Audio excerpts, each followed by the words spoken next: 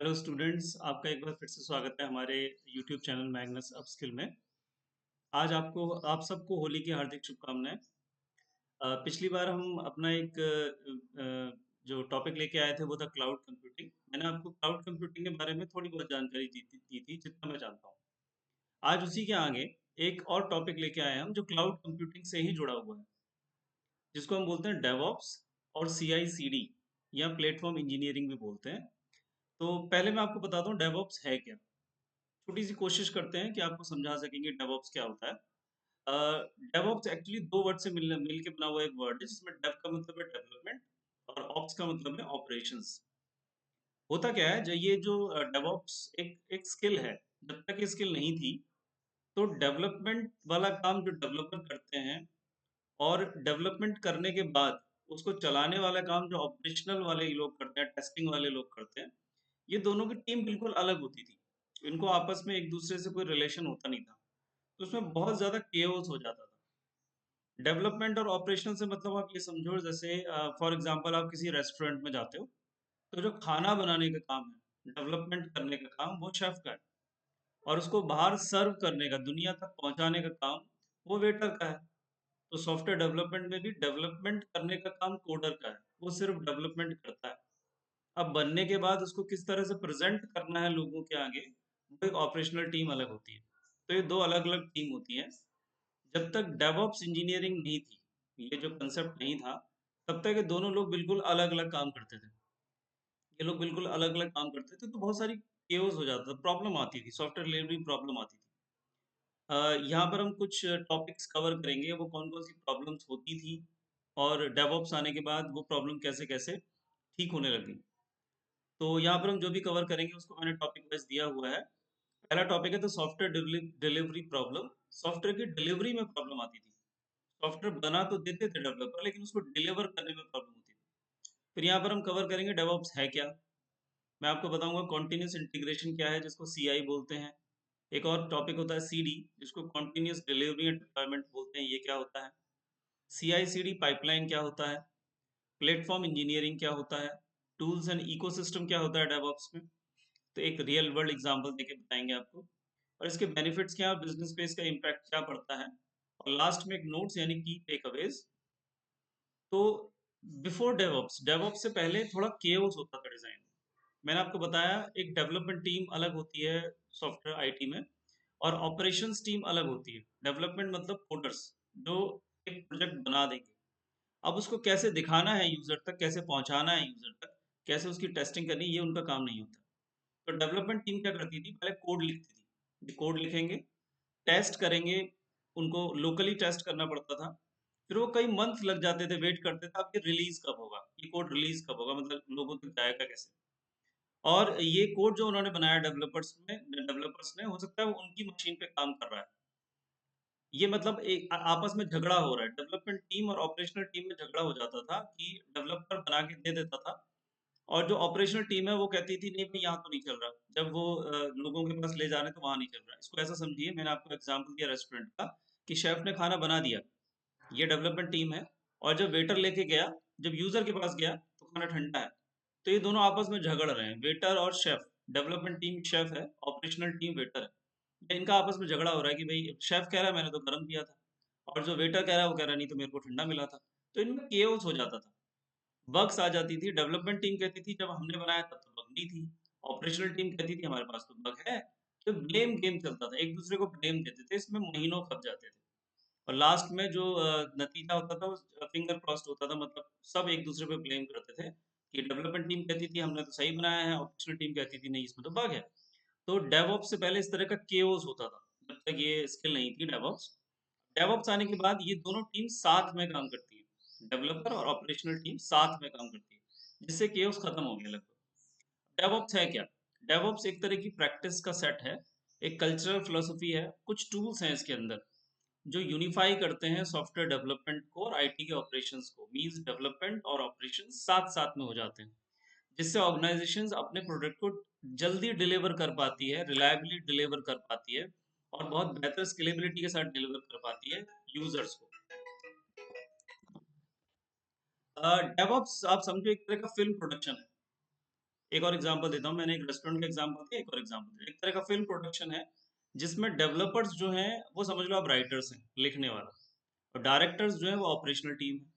यदि आपस में इनका कोलैबोरेशन ठीक से नहीं होगा तो झगड़ा होगा, केओस हो जाएगा। इसलिए इनको आपस में कोलैबोरेशन बना के रखना पड़ता है। इसी को डेवऑप्स बोलते हैं। डेवलपमेंट टीम और ऑपरेशनल टीम साथ में काम करे, इसको डेवऑप्स बोला जाता है। इस स्किल के आने के बाद ये लोग साथ में काम करते हैं। तो डेवऑप्स क्या है? डेवलपमेंट टीम और ऑपरेशनल टीम का साथ में मिल के काम करना, ताकि इस तरह का केओस ना हो। अब इसके बाद एक टर्म आती है यहाँ पे, continuous integration, CI. Continuous integration का मतलब क्या होता है? अब क्या होता है, डेवऑप्स आने के बाद जब डेवलपर कोड लिखता है, जैसे आपको एक फ्लो दिखाया मैंने, लिख के उतना ज्यादा समझ में नहीं आता है फ्लो के मुकाबले। एक फ्लो देखो, आप फ्लो से आप अच्छी तरह समझोगे। आपने कोड लिखा, डेवलपर ने कोड लिखा, अब वो अपने कोड को एक रिपोजिटरी में पुश कर देता है। आपने सुना होगा गिटहब एक रिपोजिटरी होती है, वो रिपोजिटरी में पुश कर देता है। एक तरह का वॉल जो पूरी टीम को दिखाई देती है, एक वॉल है जो पूरी टीम को दिखाई देगी। जब भी आप कोई चेंज करोगे उस वॉल में दिख जाएगा ताकि सारी टीम देख पाए। तो वो कोड लिखेगा, कोड रिपोजिटरी में पुश करेगा। वहां पर आपने कुछ ऑटोमेशन टूल लगा रखे होते हैं, आपका जो कोड है वो ऑटोमेटिकली बिल्ड हो जाएगा। बिल्ड आप समझो कंपाइल हो जाएगा। वहां पर ऑटोमेटिकली कुछ टेस्ट परफॉर्म कर दिए जाएंगे पहले से, और उसका फीडबैक वहीं पर वॉल पे आ जाता है, जिससे सारे लोगों को उसी समय दिख जाता है कि कोई प्रॉब्लम है, कि बग है कि नहीं है। तो इससे बग निकालना आसान हो जाता है। पहले बग प्रोडक्शन में आते थे, डेवलपर कहता था मैंने बग नहीं करी है, मैंने सारी बग निकाल दी है। प्रोडक्शन टीम बोलती थी बग है। लेकिन अब कॉन्टिन्यूस इंटीग्रेशन होता है। डेवलपर उसी समय काम करेगा, उसी समय वो रिपॉजिटरी में पुश करता रहेगा, और उसी समय ऑपरेशनल टीम देखती रहेगी। दोनों को दिख रहा होता है कि बग आ रही है कि नहीं आ रही। पहले ऐसा नहीं होता था। डेवऑप्स में पहले क्या होता था, डेवलपर टीम अपना काम करती थी, तब तक ऑपरेशनल टीम रुकी रहती थी। तो डेवलपमेंट टीम रुक जाती थी, ऑपरेशनल टीम के पास चला जाता था। फिर ऑपरेशनल टीम 2-3 महीने बाद कहती थी इसमें बग है, वो ब्लेम कर देती थी डेवलपमेंट टीम को। अब ये कॉन्टिन्यूस चल रहा है, डेवलपमेंट टीम और ऑपरेशनल टीम कॉन्टिन्यूस काम कर रही है, एक दूसरे के साथ ही है। तो बग जैसे ही आती है वैसे ही पकड़ में आ जाती है। तो इसको बोलते हैं कॉन्टिन्यूस इंटीग्रेशन। इसके साथ एक वर्ड यूज होता है, कॉन्टिन्यूस डिलीवरी या डिप्लॉयमेंट। डिलीवरी मतलब देना, सॉफ्टवेयर बना के डिलीवर करना, और डिप्लॉयमेंट भी उसी को बोलते हैं, एक तरह से ऑपरेशनल होना, उसका सॉफ्टवेयर का चलना। तो अब इसके आने के बाद कॉन्टिन्यूस डिलीवरी हो रही है और कॉन्टिन्यूस डिप्लॉयमेंट भी हो रहा है। कॉन्टिन्यूस डिलीवरी डिलीवरी जो होती है वो बैंकिंग में, हेल्थ केयर में बहुत यूज होती है। कॉन्टिन्यूस डिप्लॉयमेंट को नेटफ्लिक्स यूज करता है। आप इस तरह से समझो इसको, जैसे नेटफ्लिक्स आज एक फीचर जोड़ना चाह रहा है, मान लीजिए डार्क मोड जोड़ना चाह रहा है। आजकल आपने देखा होगा एप्स में बहुत एक फीचर यूज होता है, डार्क मोड। डार्क मोड नाम का फीचर नहीं था नेटफ्लिक्स के पास, आज वो जोड़ना चाह रहा है। तो वो अपने डेवलपमेंट टीम से बोलेगा कि भाई कोड लिखो जिससे ये डार्क मोड वाला फीचर आए। डेवलपमेंट टीम चालू करेगी, और उसी समय कॉन्टिन्यूस मोड पे डिलीवरी भी हो जाएगी, डिप्लॉयमेंट भी हो जाएगा। इवन मैंने आपको लिख के बताया है, नेटफ्लिक्स, अमेज़न जैसी कंपनी एक दिन में लगभग 1000 बार डिप्लॉयमेंट करती है। 1000 बार चीज़ें चेंज होती हैं, और एक कंटिन्यूअस हो रहा होता है। पहले ऐसा नहीं होता था, डेवलपमेंट टीम जब रुक जाती थी तब ये काम होता था।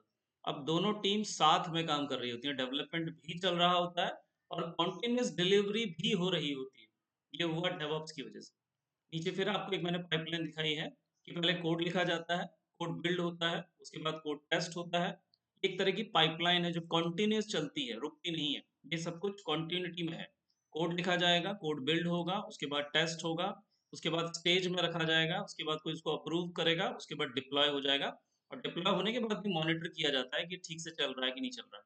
ये जो स्टेजेस हैं इनको पाइपलाइन बोला जाता है यहाँ पर। पाइपलाइन काम कैसे करती है, एक एग्जांपल है, आप सिनेरियो समझो। जैसे मैंने आपको एग्जांपल दिया कि नेटफ्लिक्स एक डार्क मोड फीचर अपने मोबाइल ऐप में जोड़ना चाहता है। तो फर्स्ट जो स्टेज है कि डेवलपर पुश करेगा कोड। डेवलपर ने कोड लिखा और उसने अपना कोड लिख के गिट रिपोजिटरी में पुश कर दिया। ये 10 बजे किया, सुबह के 10 बजे। अब ये जो सीआई की पाइपलाइन है, कॉन्टिन्यूस हो रहा है काम, कॉन्टिन्यूस एक पाइपलाइन ट्रिगर कर जाएगी। गिटहब पे एक पाइपलाइन बनती है, वो ट्रिगर कर जाती है, ऑटोमेटिक ट्रिगर कर जाती है। 10 बज के 1 मिनट पे उसको पता चल गया, पाइपलाइन को पता चल गया मेरे पास कोड आ गया है। पाइपलाइन तुरंत उसको बिल्ड करेगी और सारे के सारे टेस्ट जितने आपने लिख रखे होंगे वो ऑटोमेशन में चल जाएंगे। फॉर एग्जाम्पल के तौर पे 500 आपने यूनिट टेस्ट लिखे थे, वो सारे टेस्ट ऑटोमेशन में चल गए। चौथे स्टेज में 10 बज के 7 मिनट पे सारे टेस्ट पास भी हो गए उसी समय, और 10 बज के 15 मिनट पर ये डिप्लॉयमेंट भी हो गया, और हम और आप जैसे यूजर को नेटफ्लिक्स में डार्क मोड दिखने भी लग गया।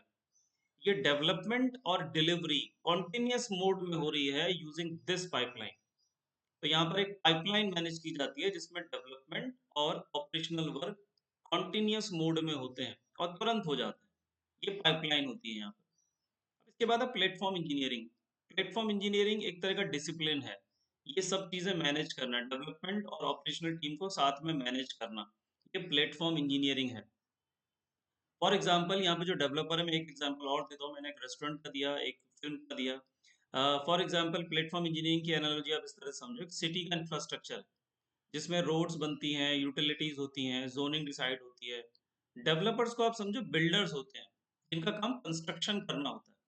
वो लेइंग पाइप्स पे नहीं जाते कि इसके नीचे पाइप कहाँ बिछने हैं, नल कहाँ लगना है, सीवर लाइन कहाँ जानी, ये काम नहीं है उनका।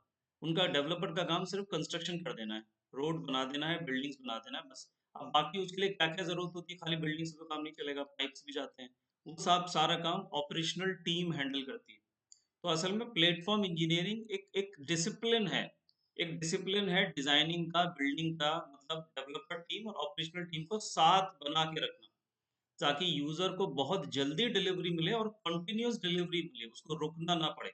और ये जो केओस होता था बिना डेवऑप्स के, जब ये दोनों टीम अलग अलग काम करती थी, वो कम हो जाए। इसको प्लेटफॉर्म इंजीनियरिंग बोलते हैं।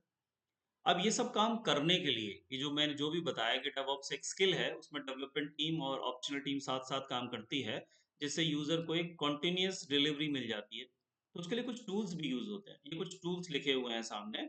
ये थोड़ा टेक्निकल स्लाइड है। यहाँ पर जो प्रोग्रामिंग करते हैं या जो इस फील्ड में हैं, वो जानते हैं कि कौन कौन से टूल्स हैं। इनकी मदद से डेवऑप्स किया जाता है, जिसमें वर्जन कंट्रोल के लिए गिट है, गिटहब है, बिटबकेट है।